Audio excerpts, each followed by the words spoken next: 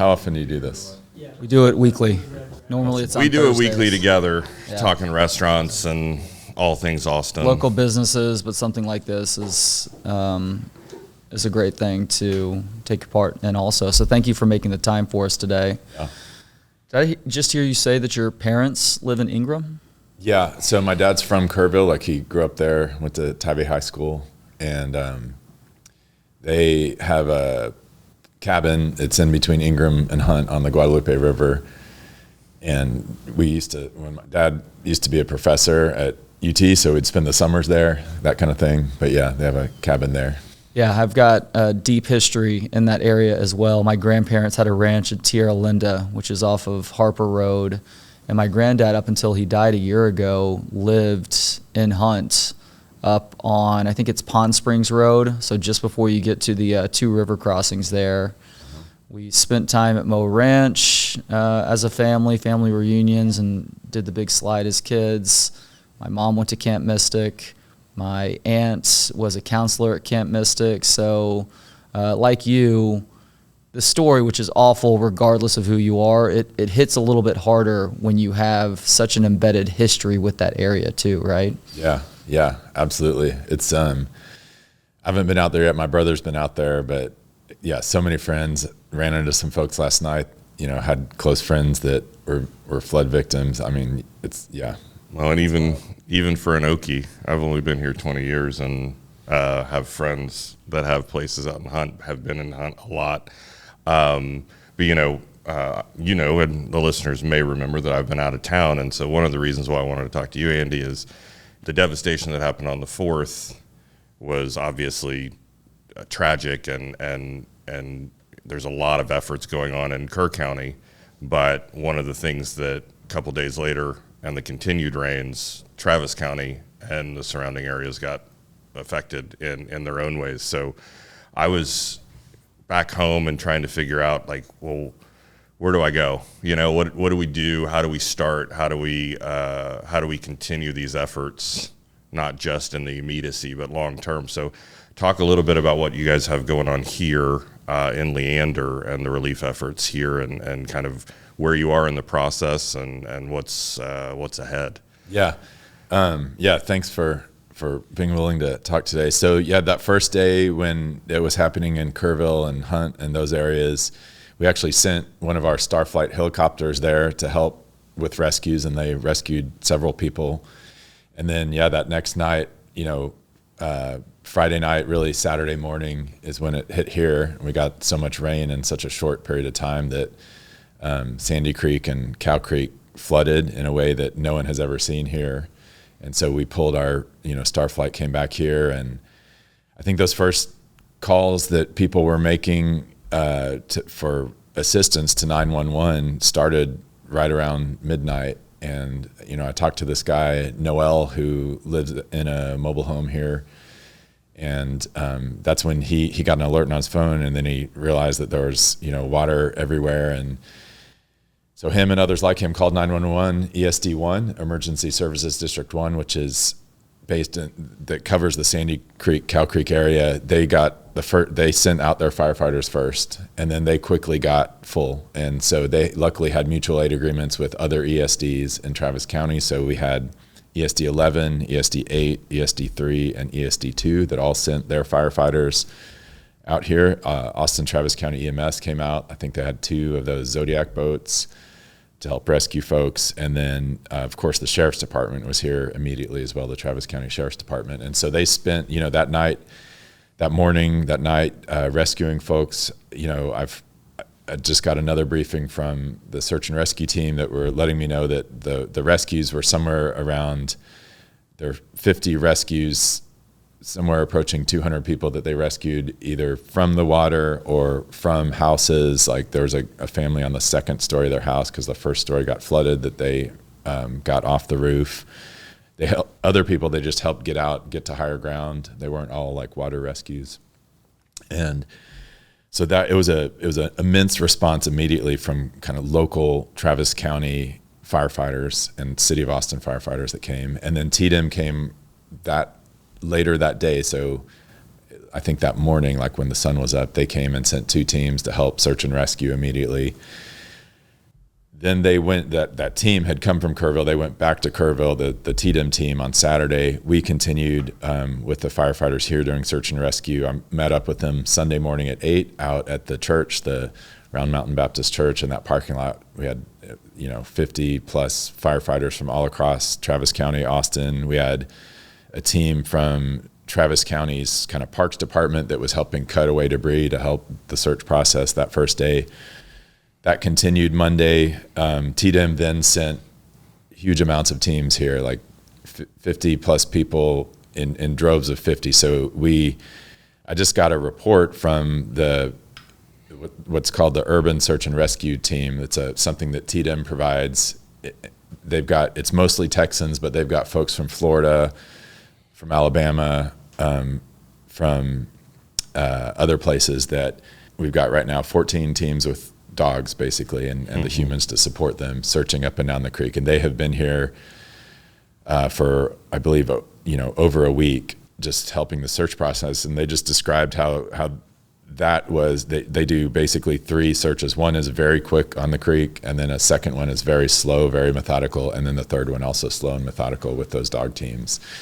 So that is kind of the emergency response search and rescue process. And then, of course, we've got the rebuilding recovery process going on. And it's, we ideally do that search and rescue process, search all the debris with all the dogs before starting to remove the debris. And I know that's caused some consternation because people want to immediately get all that debris away, but we asked folks to pause a little bit so that we could keep searching it. But I met yesterday this guy, Nicholas, who's out there heading up a team of volunteers just doing on a cleared debris area. They have done an amazing job, and it's slow work. They have heavy machinery. They have a ton of volunteers, but it is slow work. It takes, basically 3 days per property is what he was telling me, to remove all that trees and everything that have come down to try to make it look more or less like it did before. So there's that effort. There's what TDM is helping us with is we have set up, there's a shower trailer, a laundry trailer, air-conditioned temporary buildings for people just to cool off in. There's a clinic. I mean, there's 514 people here today just from first responders and from the government. That's not even counting all the hundreds of volunteers that are here. Yeah, and for volunteer efforts, what are the best ways for people to support the efforts here in Travis County and in Ingram? What are the things that you guys need the most? I know that I've heard, it goes without saying, right? Everybody feels and kind of internalizes these things because they are our neighbors, and it is very, very upsetting. You want to, but at the same time, I've heard it's also like, whoa, we've got, like too much stuff, wait, like kind of almost parse it out and like don't forget, it's not a 1 week response, it's a 8 week, 12 week, maybe annual response, right? So what are the areas, or where can people go either with their time or their money to support these efforts?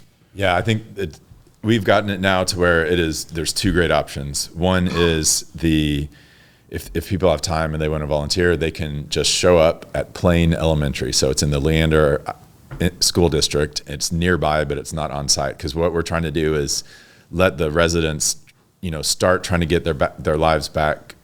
So we don't want as many people just sort of rolling through their neighborhood and their homes without being organized and checking in. So we're asking everyone who wants to volunteer, and we still need a lot of volunteers, to come to Plain Elementary. I think it's 8 a.m. to 6 p.m. each day, 7 days a week. They can just show up. They don't have to do anything ahead of time. Wear clothing that you could move debris in or help sort debris, that kind of, get dirty. Closed-toed shoes, that kind of thing. Hat, bring some gloves, that kind of thing. So that's an immense need. We're still seeing great numbers on that. We had, I think, over 200 people yesterday that showed up to the volunteer center. I anticipate this weekend we'll have good numbers too. The other thing that's critically important, there's only one nonprofit that is giving money directly to the residents to help them rebuild. So, we're all hopeful that FEMA will come through with some amount of funding, but it's usually never enough and it doesn't quite cover everything. So we are working with the Central Texas Community Foundation and set up a fund that the Community Foundation administers. It's called Travis Cares, and you can go to, there's a bit.ly link that is just spelled out TRAVISCARES, Travis Cares on a bit.ly link, or you can search for the Central Texas Community Foundation. So they set one up for Travis County, they set one up for Williamson County, and there's a similar, but it's a different nonprofit, but similar concept for Kerr County. And That's they're right. all community foundations. And the great thing about them is that they're charitable nonprofits. So if you donate to them, it's tax deductible. And they also have figured out how to give the money to a resident, and it is not taxable to them. So it's considered disaster relief. They've filed all the forms with the federal government, so it's going to go, all that money will just go to them. They won't have to pay taxes on it. And also they do the hard work of verifying that the recipient of that funding is actually somebody who lived there, whether they're a renter or owner or whatever. Yep. Verifies their damages and then gives them money. You said 100% of donations goes to the victims? 95% does. Okay. So 5% goes to the Central Texas Community Foundation to help them Facilitate. facilitate it Operating and do costs, that yeah. verifications and Right. things like that. But yes, the 100% of that 95% goes to them. There's no overhead. The county does not get any of that money. No other nonprofits, and it all 100% of the money going to folks for the Travis Cares Community Foundation fund stays within Travis County. So it'll go to Sandy Creek and Cow Creek residents and Yeah. victims. Well, and then, it's a sad state because there are folks out there using this disaster for fraudulent means, trying to, Yeah. come up with different, ways of taking that money. So, I think it's just important again, and that's why I wanted to talk to you is like, where are the places that we can go directly and make the biggest impact? And, obviously that's great. I love hearing those numbers, meaning, that everybody wants to take care of their neighbors and get out. And, we got to keep that going. Right. I mean, so, how long have you been the judge for Travis Started County? in November of 20, so it was like a few months before Uri. Yeah. Yeah. Okay. And so, and I'd just to educate the listeners a little bit, because the word judge and what you do, I mean, you are for Travis County. I mean, you are you're the head of emergency response. Talk to me a little bit about, for you and maybe not having been through this too many times, thankfully, Yeah. it's like, what are the things that you've seen in past events? Where are the kind of pinch points or the things that maybe where are the challenges after an event? Maybe a few months after. Yeah. What does that look like? Yeah, absolutely. So so Texas, we've got 254 counties, and back in the 1830s when they were setting up Texas, they wanted somebody in every one of those counties to be the judge that heard court cases, criminal and civil, also that ran the administration of the local government, and then in emergencies or in case of invasions would be the person in charge of like civil defense, but also emergency response. And so it's professionalized a lot since then. And the way it works in big urban counties like Travis County, Harris County, Dallas is there's a county judge that no longer hears those court cases. That's farmed out to a different type of judge, but the name judge is still there. So that's why the judge name. And then as far as the role, the judge and 4 county commissioners, we do the budget. So it's a $2 billion budget for Travis County paid for by people's rent and property taxes here in Travis County. And we do the criminal justice system, parks, roads, healthcare related things like that. And then in emergencies, we have hired professionals that are the Office of Emergency Management. So there's a team. It's only 8 people in Travis County, so it's not a huge team that work with TDEM to pull together the response in emergencies. Okay, and that's separate. Like when you call 911, you don't get the county judge. You get the sheriff's department. You get EMS. You get paramedics. Things like that. It's really kind of as we transition. Anyhow, that's the system. Yeah. So the challenge is, like, to answer your question, is the first response. We had, great first responders here in Travis County, also paid for by local tax dollars. TDM has been an amazing help to come in and get the bigger things set up, the volunteer center, the pods, things like that. And we are at some point going to transition away from the search and rescue and into recovery sometime soon. And that recovery is where it's the hardest part, because people, start to forget. Maybe volunteer numbers could go down, but there's a lot of rebuilding. There's a lot of different incomes in this area. There's people that lived in mobile homes where their homes were totally demolished. There's people that lived in not mobile homes, or whose homes were demolished. And then so trying to rebuild them, get them back to the place that they were. Floodplains are also changing, so we have to look at, were people, were they living in a floodplain? Have the new flood maps, do they change that at all? Right. That's something that we have to look at. Most importantly, though, figuring out a way to get these people's lives back on track, get their houses rebuilt, get them, back going to work, going to school, things like that. And that, like I said, with that example of just how long it is just to remove the debris from someone's house. Right. 3-day process. Multiple days, yeah. And then, to coordinate the building and plumbing and everything like that, and work between, I'm with the government, but trying to coordinate with on private property. We have to get releases signed if we're going to do anything on private property. And then FEMA typically only reimburses us for costs on public property. So like on roads, bridges, things like that. So there are a lot of moving parts, but we all have the goal between us, the volunteers, this Central Texas Community Foundation. Our goal is to get folks built back up to where they were before the storm. So 3 days typically to clear debris from one house to make it look closer to normal than it was after the floods. How many houses are affected by debris right now? That we're still figuring that out, but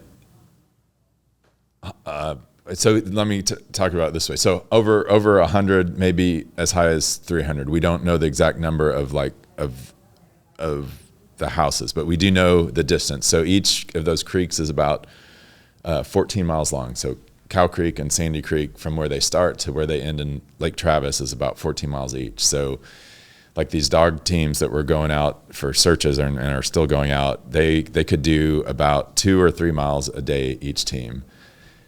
So just that process, doing it 3 times over, takes a while. The debris removal, like I said, something like 3 days each. Once you have all the heavy equipment in there, that doesn't even count the rebuilding time for each house. So it's a massive process. I mean, it looks like a war zone out there. Like along the creeks, this is a different disaster than like Winter Storm Uri, where the whole county, had freezes. There were broken water pipes. Some deaths, but it was a sort of widespread thing. And then it got warmer, it melted. We had a lot of pipes to fix, some houses to rebuild, but it was just a different thing. This is it's a small part of Travis County, but the destruction was just intense. The power of that water is intense. And so, it's gonna be a long haul for these folks. That could literally be up to 3 years to get that entire community back to some semblance of normalcy. It could be, and that's why it's so important that people keep volunteering, keep donating. But it can be a very long process. You're the point person, right? So you're on social media. Find you on social media. I think the thing that popped for me was you had shown a road that had been washed out, that had already been brought back, and it's like I'm encouraged by the response effort. Rolling in today and seeing everybody here at the incident center just head down, working hard. It's amazing what everybody is doing to try and recover this. But I think that the thing that I wanted to share with all of our listeners is let this come back in your thoughts and in your efforts, on a regular basis, because the news cycles and sadly the things are going to move on and people will forget. And it's like, we can't forget about these folks that, just woke up one morning and had everything taken away. So, and also, look, I understand that, It's fair to ask questions. It's fair to wonder how things can be done better or differently. There is a time and place for those things. Don't lose sight or don't become distracted from those who need help right now, who need our help. Basically letting that cloud your ability to do so because you're becoming so frustrated in this era of frustration. We're supposed to get mad at anything and everything.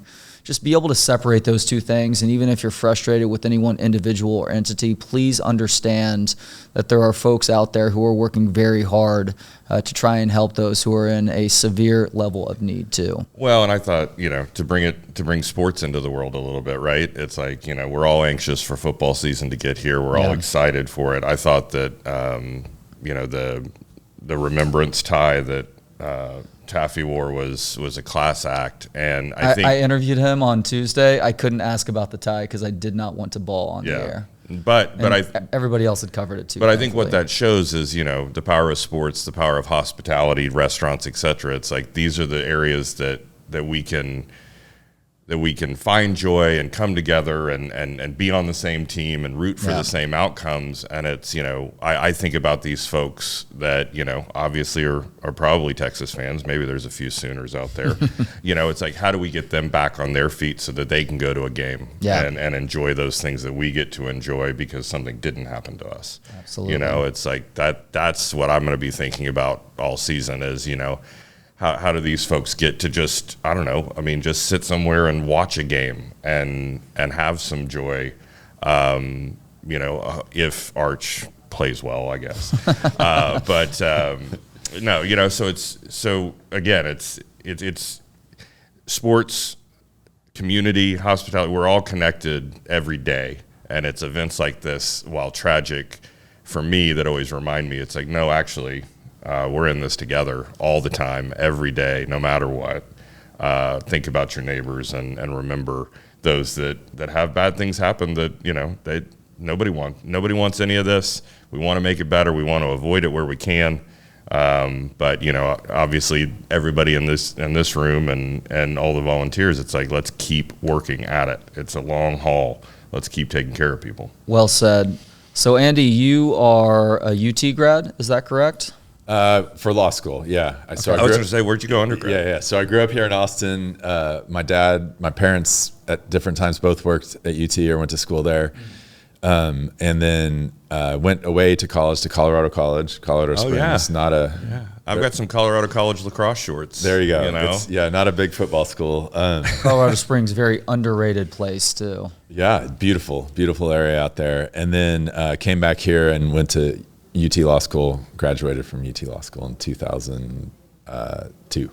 Where'd you go to high school? McCallum High School in Austin, so Central Austin. Yeah. So I grew up and still live in Hyde Park, which is in the McCallum district. My kids are in the McCallum district, so they will likely go there. Great. Seen a lot of changes. I was going to say, I've seen a lot of changes in just 20 years. You've seen them all. You've seen them all. I'm part of the problem to you. You're why'd you come down here? Leave us alone. It's a great place. It is. And that's so. And then you're a little bit of a baseball player, right? A little bit of a baseball player, yeah. So I grew up. My sport was always soccer. So I played soccer at McCallum. I even played first year at Colorado College. Not anything special, but what position? Defense. I was always defense. Backer. Okay. Yep. I loved it. It was a fun game. And then later in life, I met Jack Sanders, and I think sometime in like 2017, 2018, and he invited me to become a member of the Texas Playboys. Yeah. So I played a couple games. I've gotten a lot more serious about it because my son is playing Little League now, my 8-year-old. And so we go to, practice at the batting cage, the meantime. Yeah. Together, and I love it. It's fun. Yeah. So wait a second, you never really played baseball before Jack asked you to join the team? No. That's the great thing about Jack is he understands how to build a team whose goal is not always winning. It's about the Sandlot experience and having a good time and all that. So I'm helping on the not always winning part. Yeah. What position do you play out there? Like, what are your strengths as a baseball player? Let's see. I've good record of connecting with the ball. Okay. I'm proud of myself. Contact hitter. Contact. Yeah, That's good. Yeah. Move runners. Yeah. I also am good at stepping in when others don't want to run the bases. I'll be pinch runner. And then That's that soccer background. it is. It's that soccer background. Yeah, it's that. Well, Andy's not going to pull a hamstring. Yeah. I'm a known jogger as well, so that helps. But I think the only position I played is outfield. Behind first base. That's right field. Right field. Yeah. That's where they put the dandelion pickers. That's where I'd put the soccer player too. Yeah. But, that's awesome. So do you have you have an MLB team? What's your son? What's his team? Is he watching? Man, his son or his team is. There's a long story behind this, but it's. The Texas Rangers is his team, and good for him. Good kid. I think that's two parts. One, that's the only game we've gone to. We went with some friends to see them, and then he got a signed baseball from some of them once, and so that's his team. And then I think my daughter, she's come with us to hit in the batting cage, and she is a great hitter. She's 10 years old. She's thinking about entering Northwest Little League this fall. We'll see about that, but. Because his is the Rangers, hers is the Astros. Because that's how it is. That's how siblings work. Yeah, it's like you ask them what they want for dinner. They both want the opposite things. Root for the opposite 100%, teams too. Yeah. 10-year-old daughter, 8-year-old son. Yes. You and I are on the exact same track. Oh, right on. 10-year-old daughter, 8-year-old son. Both very into sports. Both great kids. I mean, part of that is parenting. Part of that is luck of the draw, I think. But you and I share that experience of the fun. Sibling love, sibling rivalry, sibling fights, and just a lot more than anything else, a lot of positive memories around dinner tables and cars and just enjoying life together. Yeah, it's so great. I was the assistant coach for my daughter's soccer team this past spring, which was amazing. Such a good time. Rec league? It's with Weah. Okay. Yeah. So very recreational, but it was a good time. Well, speaking of volunteering with where we are today, so I volunteer coach for my daughter's volleyball team, my kids' basketball teams. I've helped out with some other sports too.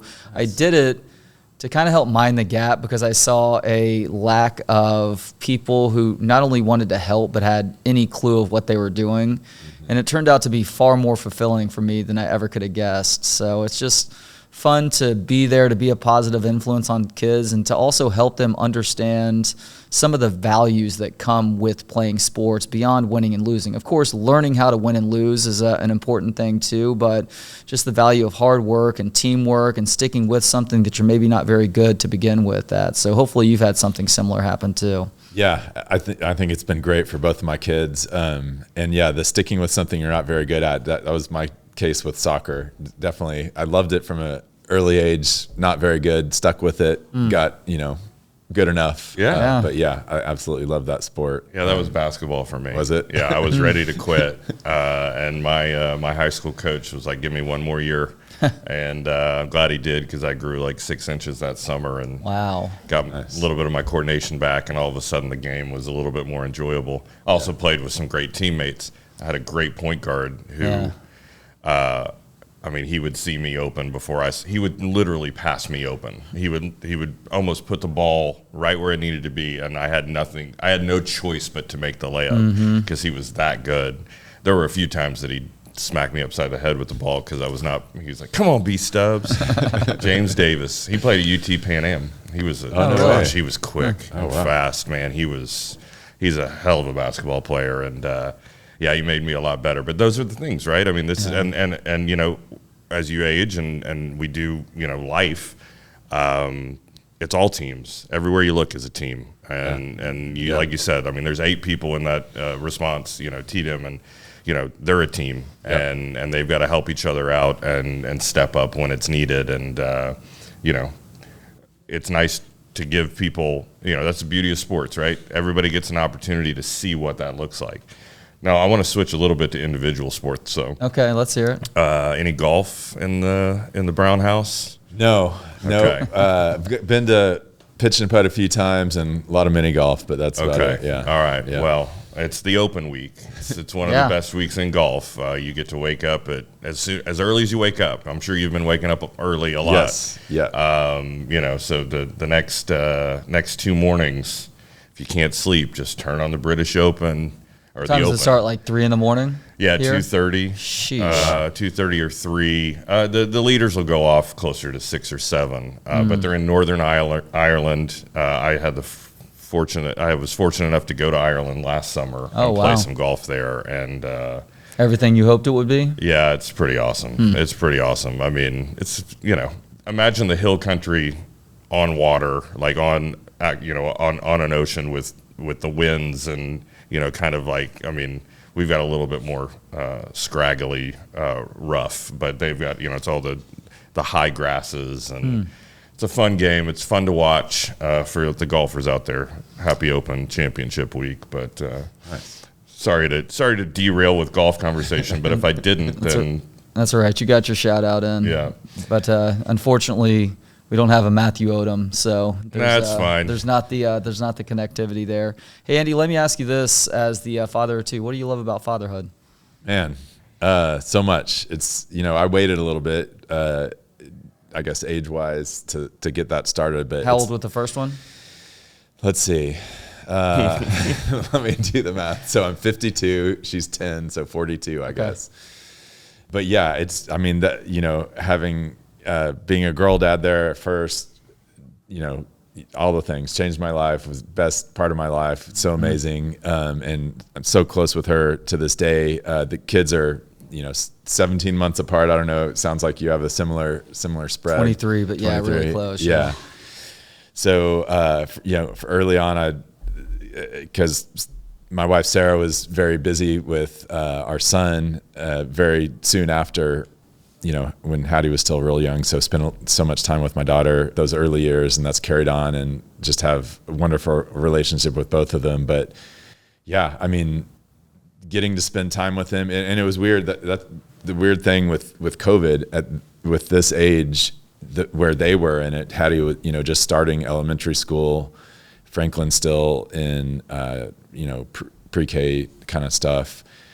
They were able to play with each other, and even though they couldn't go out into the world, I was able to spend so much time with them, being remote for work and things like that. That was a horrible time in so many ways, but really a magical time of getting to spend just a lot of time with the family and the kids. That was so wonderful. We are still seeing the after effects of COVID in schools. I'm not even kidding you. I think most of my kids' teachers, I don't think it's my kids' fault, but literally the year after my kids have them, they're getting out of teaching altogether. They're moving schools. They're moving grades. I mean, It took its toll on kids' development, variety of ages. I think high school kids had it very difficult, those who were having to stay away from school those last 2 years and do everything Zoom. I think you and I are lucky because our kids fell at an age where it wasn't quite as detrimental as it was for some other kids, especially if we were able to be there and be present with them and be a little bit more proactive at helping them understand certain socialization skills. Yeah, absolutely. Same experience. Yeah, I mean, that's what I was going to say, though, is, again, here's another example of life happening, right? Right. And then the recency bias goes away, and we forget the impact of anything. And, you were talking about the ability to, it's, where I always go back to those that didn't have the ability, the ones that had to go to work 2 jobs and continue to try and take care of, and their children didn't get that time with mom and dad. And, I think that much like first responders, it's like teachers need support year round every day. They are on the front lines every day, trying to remedy some of that loss. Yeah. And so, it's important that we keep those people in mind and support them where we can in all the ways that we can. Speaking of support, the other thing that I wanted to bring up, I talked about it a little bit last week, was restaurants. Yeah. I think that it's interesting. I'm super proud of the Travis County, of the Austin restaurant community. They really very rarely ask why. They just say, where are you needed and how can we feed you? Yeah. You were sharing with me a few folks have already been out here feeding volunteers. Yep. Sounded like Taco Deli and Veracruz. Yep. I've been talking to Style Switch about getting barbecue out here for the guys, or for everybody that's working hard. I was interested because you see it online all the time, right? You talk about HEB, you were talking about FEMA a little bit, and it's like the Texas FEMA. Are there some other larger companies that have, maybe they don't get the pub, or maybe they don't want the pub, but it's like, are we seeing kind of corporate support for these relief efforts? And if not, who can we call out? Yeah, no, on day, so this happened Friday night, Saturday morning. By Sunday, HEB, I talked to Heidi at HEB. They got a tent up here. I think it got up Sunday night, and then they're out here Monday, if I remember right, distributing free groceries, free basic medical supplies, free cleaning supplies. Wow. Yesterday, I started making phone calls to raise money for the community foundation. I don't know how she figured it out, but Heidi called me like when I was sitting down about to make some calls, and before I even asked, it was like, we're giving y'all $100,000. Oh my gosh. They were the first large donor to that thing. I just so amazing. But I do need to give another shout out. UFCU came, they had a mobile bank on the very first day or second day out here so that people could print documents they had lost, use an ATM, things like that. Yeah. Ascension came out here with a mobile clinic immediately. And then HEB, and then of course, Integral Care, it's not a for-profit, but they came out here helping with counseling for folks right away too. But yeah, a lot of great support. That's good to hear, right? Yeah. And I'm I didn't even think about the printing needs and the banking needs, and that part of the relief, right? The truly like, okay, well, I appreciate it. How do I access my bank account? How do I know, just all those things, which is awesome. I mean, unsurprising. I know we've got a great community that takes care of each other, but I wanted to bring that up because I see it. I think that being in the restaurant world, you see the smaller businesses.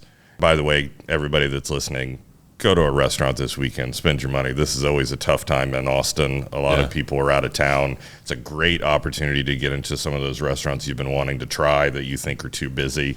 It is not. I mean, this is my 22nd year in Austin, and I was looking up the restaurant I used to manage, Fino, had an anniversary, and one of my friends texted, happy 20 years. It was 20 years since the opening. So I went back to the old Fino Twitter account, and I was looking at old tweets, and there was a tweet that I had sent in 2011 that was welcoming Austinites back from their summer vacations and saying, hey, we got reservations, come on. And it's like 14 years later, it's still the same thing. So I bring it up because I think that you see these restaurants giving and donating at the very time that they're running at a loss, they're not making money. Yeah. They need support right now. Go out and eat, because when they're busy, then it makes it so much easier for them to say yes to volunteer opportunities and feed people that need it and donate that food.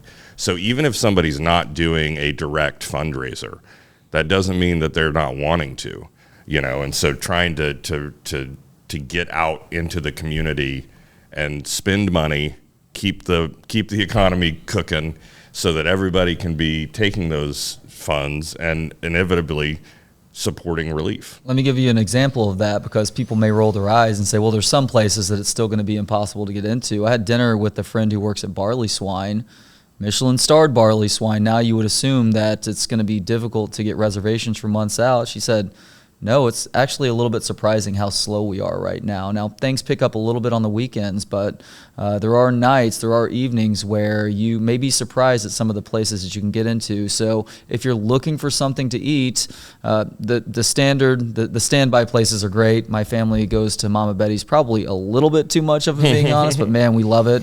But try that new place that you've heard about and that you've maybe been interested in going to, because they will appreciate your business right now. Well, and again, just taking care of the community, right? I mean, we're all in this together. Tragedies like this are stark reminders that we are, and just know that what you're doing with your time and where you're spending it and where you're spending your money matter, and getting out into the community and supporting these folks. They're the first ones to turn around and support right back when bad things happen. So Absolutely. So we need to talk a little bit about SEC Media Days. Oh, yeah, we do. You are a Sooners fan. Yeah. Sooners were a hot topic of discussion of a team that folks aren't totally sure about. No. It was Let's Sooners. not talk about it was the Sooners. Sooners. It was Sooners and Georgia Bulldogs actually this year that everybody is like, we don't know what to make of these teams this year. I heard you list your top 5, or maybe the top 5 folks that, the predictions, right? And I was happy when you cut it off at Georgia and didn't even mention Oklahoma. Yeah, that's because you guys aren't going to be one of the top 5 I know teams we this year. probably don't even belong. I mean, we're just fortunate to be in the conference. I mean, it's just That's A&M that's fortunate to be in the conference. well. Again, I mean, I heard their fight song. That was pretty cool. Yeah. Did you hear me ask something Oh yeah, about yeah. that? I heard Sankey. He was like, "Yeah, somebody hit a wrong button." Speaking of, speaking of being in charge of something, and then being like, "Seriously." Yeah. I was actually a little disappointed in Sark. How so? I He mean, didn't he- say something about it? No, he should have stopped. He should have just stopped in his tracks and said, "Get the song right." Well, I'm just saying. Venables isn't walking out to Texas fight. I can guarantee you that. some say that he was so like locked in on getting up onto the stage that he didn't even hear it, but that's also his style, is No, just to I ignore know. the BS. I kid the Longhorns because it's easy. Arch needs to straighten up his tie, maybe. I mean, come on. No, I love the way the Sooners represented themselves. Venables got a question about his record against Texas, and the fact that he's only, that he's been outscored, yada, yada, yada. And I thought he handled it well. He was like, well, he's like, health matters. The one time we were healthy, we won. So let's play some football, folks. Enough talk, enough conjecture. Is Mateer a Heisman Trophy candidate, or is he a kid that didn't get recruited? Is Jaden not hurt, or is he a game breaker? I mean, the reality is that the roster at Texas is impressive. It's deep. I'll say it. I mean, Texas is back to something. I mean, but that doesn't mean anything. You got to go play the games, and life happens to every single one of these players. Girlfriends break up with them, and parents get sick, and I mean, it's tough. It's tough, and it's about the culture you're creating. Yeah, NIL deals aren't good enough. And and some are trying. Well, and to their credit, some are trying to make generational wealth for their family that's never had it. Yeah. So there's a lot of pressure on these kids. That's what I thought was so great about Taffy's tie and his recognition. You gotta say his name right. It's Taffy. I'm gonna call him Taffy. Saltwater Taffy. Taff. I was just so impressed with a young man who is obviously great at the game of football, understanding that he's a part of a community. Yeah. Understanding that he's a part of where he's from, and supporting those people and recognizing the victims, because what that tells me is that he's a leader of the culture, right? And I think that's where this Texas team. There have been years in the past with Mac or some of the whatever that I would look at the Texas team and be like, well, we've already got them beat, because the culture wasn't there. Yeah. I think that's the difference with Sark, and that's the difference with this Texas team, is they're a team, and you can see, but I see it with Oklahoma too. The culture is where it needs to be. They understand who they are, they understand what they get to do, they have appreciation of it, and they're trying to get better. And they're going to go out and play the game, and they're going to win some, and they're going to lose some, and the chips are going to fall where they may. But no, I'm fired up. I thought the Sooners showed well. I mean, I was looking at our starting defense and our depth. I mean, we didn't belong on the field with LSU 3 years ago. We did not have, Lincoln, his bad barbecue and his bad culture and his bad, we didn't have what it took to compete.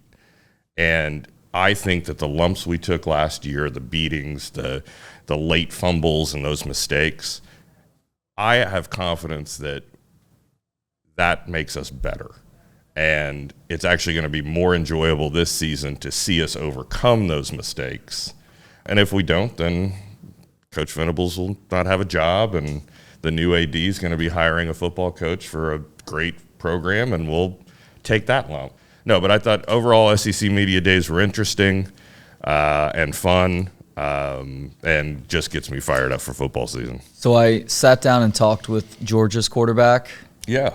Gunnar Stockton is his name. Yeah. I can't play the interview because Oh, no. it just wasn't very good. He was very short on answers, and I hate to sound insulting. I promise this is not insulting. This is just my perception of him. It just didn't seem like there was a whole lot going on up there. He's from small town Georgia, so there's a big dialect going on as well. Best case scenario for Georgia, they have Forrest Gump playing quarterback for them. Worst case scenario, he is the wrong guy, and they're in big trouble this year. Well, we all know that quarterbacks matter. Quarterback of Travis County, Andy Brown, he's calling all the shots here in the relief efforts, and it's good to have a good quarterback. Yeah. Good head on his shoulders, working hard, trying to make sure everybody is doing what they need to be doing. So I think we're at the end of the show, which means it's time for restaurant recs. Oh, restaurant recommendations. Oh, goodness gracious. I knew this was coming, and Well, let's see if Andy's got something well, first. he's been busy working, so maybe I was saying, Andy, obviously you've been very busy, so it doesn't need to be recent. But what's your favorite restaurant, your family restaurant that you guys really enjoy? I mean, my favorite one, based on quantity, is Veracruz Tacos. I'm there all the time. I love the Migas Poblanos breakfast taco on the corn tortilla. That is my favorite thing going. Absolutely love it. Also, huge fan of Style Switch. They, not only because it's great food, but in all these disasters they've come through. I can't remember the name of the owner, but met him Shane. Kind of the last round of these things, and he's great. Yeah. Wonderful place, yeah. I tell people this all the time that are coming in from out of town. They're like, oh, I want to go to Terry Black's or Franklin or La Barbecue. I'm like, save yourself the 2-hour wait. Go to Style Switch. It's where locals go for that quality of barbecue and not quite as long a wait. Sometimes there's a line. It's not going to be a 4-hour wait, though. Yeah. So, I'm with you on that one.